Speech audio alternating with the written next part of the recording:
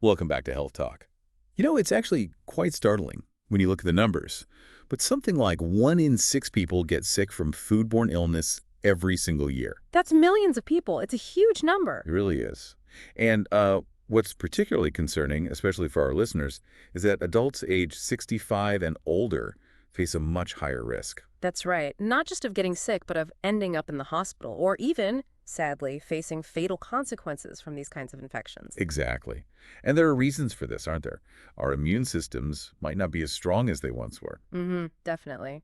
And digestion can slow down too. Plus, many older adults are managing chronic conditions, which can also lower their defenses. So all these factors kind of stack up, making Mhm. food safety absolutely critical. It really is paramount. What might be just a bad stomach ache for someone younger could be much more serious for a senior. Which brings us squarely to today's topic. Reheating food. Seems simple, right? You'd think so, but there are some important nuances, especially when we're talking about protecting senior health. Absolutely. So what we've done is put together a guide for you.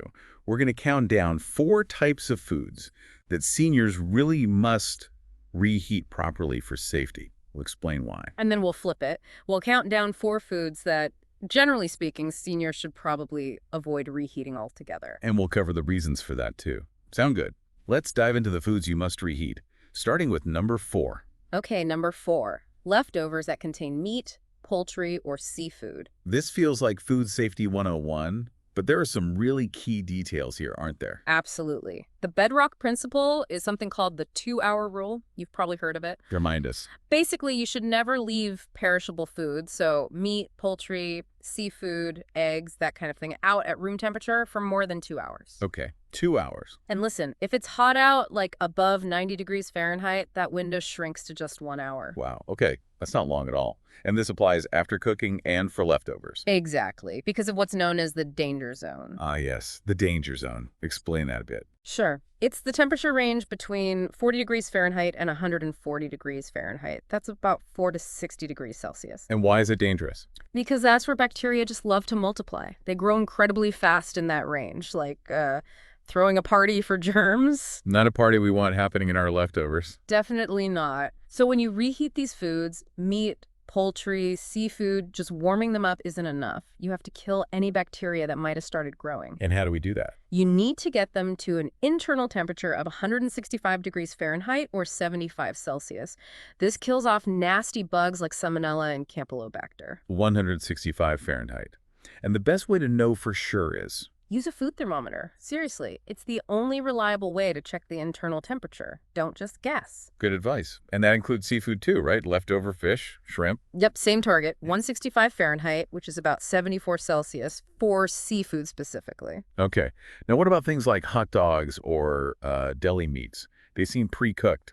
That's a really important point. Even though they are pre-cooked, they carry a specific risk, particularly for older adults. It's a bacterium called Listeria monocytogenes. Listeria, I've heard of that. And the tricky thing about Listeria is that it can actually grow even when food is in the refrigerator. Oh, wow. Okay. That is worrying. It is. And Listeria infection can be very serious for seniors. So the recommendation is to reheat hot dogs, deli meats, luncheon meats until they are steaming hot all the way through, or again, hit that 165 Fahrenheit mark. Got it. So number 4, meat, poultry, seafood leftovers, reheat thoroughly to 165 degrees. No exceptions. Precisely. All right, moving on. Number 3 on our must reheat list for seniors, soups and stews. Soups and stews, often great make-ahead meals or ways to use leftovers. Very comforting too, but they need careful reheating. They do, especially if they contain meat, poultry, or even just vegetables. It's the same logic you need to ensure the entire batch gets hot enough to kill any potential bacteria that might have grown while it cooled or was stored. So not just hot around the edges in the microwave. Exactly. The center needs to be truly hot. Stirring often helps ensure even heating. Makes sense. And I think I read somewhere there might actually be a small upside to reheating soups and stews. You're right. Sometimes the flavors actually meld and deepen overnight so they can taste even better the next day after gentle reheating. A culinary bonus. And there's another potential benefit, particularly with vegetable soups. Some sources suggest that reheating can help break down the vegetable cell walls further. Oh, and that does what? It might release more of the minerals and those beneficial plant compounds, making them potentially more available for your body to absorb. So maybe a little nutritional boost too. Interesting. Okay. Soup and stews reheat thoroughly for safety and maybe enjoy enhanced flavor and nutrients. Mm. Now, for number 2 on the must reheat list, cooked rice, especially brown rice you mentioned. Yes, rice seems harmless enough, but leftover rice needs careful handling because of a specific bacterium, Bacillus cereus. Bacillus cereus. Okay, what's the issue there? Well, this bacterium forms spores that can actually survive the initial cooking process. Right. Then, if that cooked rice is left sitting out at room temperature for too long, those spores can germinate and start producing toxins. Toxins. And reheating doesn't always get rid of those. That's the tricky part. Reheating properly will kill the Bacillus cereus bacteria themselves, but the toxins they produce can be quite heat resistant. So if the rice sat out for ages before you refrigerated it, Right. reheating might not make it safe. Exactly. The crucial steps are cooling the cooked rice down quickly after cooking. Don't let it sit on the counter for hours, and then refrigerating it promptly. Then, yes, reheat it thoroughly before eating. Quick cooling, proper storage, thorough reheating. Got it. Yeah. Now, why the emphasis on brown rice? Well, beyond the safety aspect, which applies to all rice, reheated brown rice has an interesting health angle. When it's cooked and cooled, it develops something called resistant starch. Resistant starch. I've heard that term. It's a type of fiber. Sort of, yeah. It resists digestion in the small intestine, which is actually good because it travels to the large intestine and feeds the beneficial gut bacteria. It acts like a prebiotic. Okay, good for the gut. Right. And when you reheat the brown rice, a good amount of that resistant starch remains. Plus, it leads to a slower, more gradual release of energy, which can help with blood sugar management. And brown rice has other benefits too, doesn't it? Oh, yeah. It's a great source of fiber generally.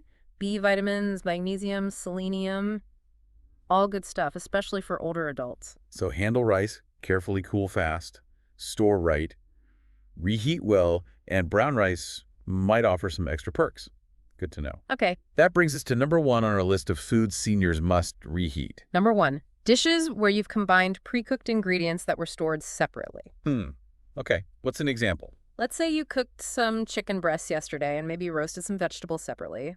You stored them in different containers in the fridge. Oh. Tonight, you decide to combine them for a quick meal. You might think, well, everything's already cooked and was stored safely. Yeah, seems reasonable. Just warm it up. Not quite enough. To be absolutely safe, especially because you have that chicken component, you need to reheat the combined dish until that meat reaches the safe internal temperature. Back to the 165 Fahrenheit rule again. Exactly.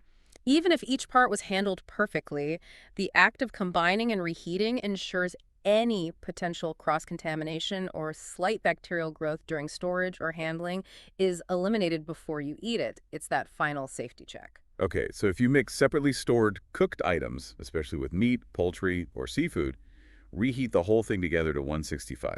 Makes sense. It's just best practice for safety. All right, so that covers the 4 foods seniors really need to focus on reheating properly. Meat, poultry, seafood, leftovers, soups and stews, cooked rice, and combined pre-cooked dishes. Now let's flip the coin. Let's talk about the foods that are generally best avoided when it comes to reheating, particularly for seniors. Starting at number 4. Number 4 on the don't reheat list. Fried foods. This one hurts a little. Leftover fried chicken. I know the temptation is real, but let's be honest. Have you ever microwaved leftover fried food and been happy with the result? Never. It just gets sad, soggy, kind of steamy, definitely not crispy. Exactly. The main issue here isn't usually a direct safety risk, assuming you could heat it properly, although that can be tricky. It's really about texture and quality. Microwaving just ruins that crispiness and often makes it feel greasy. So it loses all its appeal. Is there any way to reheat fried food successfully? Well, if you're determined, methods like an air fryer or even a conventional oven on a rack are much better bets for trying to restore some crispness. Air fryer or oven? Yeah, okay. But still need to make sure it's heated through safely if it contains meat, right? Absolutely. Safe temperature always comes first, but microwaving fried food, generally a recipe for disappointment. Duly noted. Okay, number 3 on the foods to avoid reheating. Dishes with creamy sauces or dairy. Yeah, think things like fettuccine Alfredo, creamy casseroles, anything with a lot of cheese, milk, or cream. What happens to those when you reheat them? They have a real tendency to misbehave. The sauces can separate, turning oily or watery. They might curdle or get a kind of grainy texture. Yeah, that doesn't sound appetizing at all. Gloopy? maybe? Gloopy is a good word for it. Again, it's less about immediate danger if heated properly, but the palatability just tanks. The texture and overall enjoyment factor really decrease. So creamy dishes are usually best enjoyed fresh. That's generally the best approach, yeah. Avoid the reheating disappointment if you can. Okay. Moving on to number 2. On the list of foods seniors should generally avoid reheating. Eggs, especially hard-boiled or scrambled eggs. Eggs are fantastic, such a great source of protein. But reheating cooked eggs, not so great. Why not? What happens? Well, when you apply heat again, especially high heat like in a microwave or frying pan, the proteins in the cooked egg can tighten up and change further, Making them. making them tough, rubbery, and honestly, pretty unpleasant to eat and potentially harder to digest. Think of a reheated scrambled egg. It's just not the same. Definitely not appealing. And wasn't there something else, maybe a health concern with reheating eggs cooked with fats? Yes, that's another point some sources raise. When eggs cooked with oil or butter are reheated, there's a potential for something called oxidized cholesterol to form. Oxidized cholesterol. What's the worry there? Some research suggests it might contribute to inflammation or potentially be harmful to arteries over time. So while it might seem convenient, reheating those leftover scrambled or fried eggs is probably best avoided. Good to know. Rubbery texture and potential oxidized cholesterol. Yeah, Best to cook eggs fresh. that's the recommendation. Okay, finally, number 1 on our list of foods seniors should generally avoid reheating. This one surprised me a bit. Mushrooms. Yes, mushrooms. They're a bit delicate in this regard. Cooked mushrooms have complex proteins. And reheating affects these proteins. It can. The reheating process can cause these proteins to break down or denature further. For some people, especially older adults with potentially more sensitive digestive systems, this can lead to unpleasant side effects. Like what?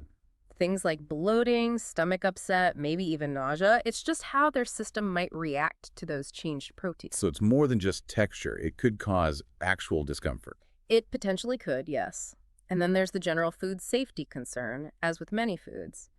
If cooked mushrooms aren't cooled and stored properly pretty quickly, bacteria could grow. Like what kind of bacteria? Well, concerns about things like Clostridium botulinum or Listeria can arise if storage isn't optimal. No, I did see some information, I think referencing the European Food Information Council, saying that if cooked mushrooms are refrigerated quickly, within 24 hours they can be safely reheated. That's correct.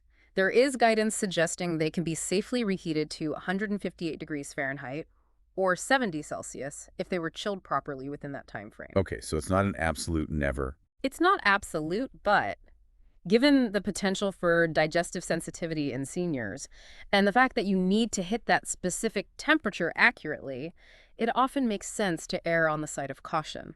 Makes sense. Any other downsides to reheating mushrooms? Well, some sources also mention that reheating can diminish some of their nutritional value, particularly antioxidants. Okay. So you might be losing some benefits too. Okay, so considering potential digestive upset, the need for careful temperature control, and potential nutrient loss, it seems like enjoying mushrooms fresh is the best bet for seniors. Generally speaking, yes. It avoids potential issues and ensures you get the best quality and nutrition from them. This has been incredibly helpful. It really underscores how important these seemingly small details of food handling are, especially when caring for older adults or managing our own health as we age. Absolutely. That increased vulnerability to foodborne illness we talked about at the start makes these precautions really meaningful. It's not just about taste or convenience. It's about health protection. Right. So let's just quickly recap the big takeaways for everyone listening. Number 1, always thoroughly reheat those key items: meat, poultry, seafood, and rice leftovers, aiming for 165 degrees Fahrenheit internally. And soups and stews, get them steaming hot throughout. Same for combining those pre-cooked ingredients, safety first. And on the flip side, maybe think twice or just avoid reheating fried foods. Those creamy or dairy-based dishes. Eggs, especially scrambled or hard-boiled. And particularly mushrooms, just to be on the safe side, especially for sensitive systems. Excellent summary. Now, we'd love to hear from you, our listeners. We have a couple of questions for you to ponder. First, what are some of your go-to methods for safely and maybe even creatively using up leftovers at home? And second, were you surprised by any of the foods on our list today, either the must reheat or the avoid reheating ones? And will this information maybe change how you handle those foods in the future? Please share your thoughts and experiences in the comments section. We always learn so much from you too. Thanks so much for joining us on Health Talk today. Yes, thank you for tuning in. Stay safe and eat well.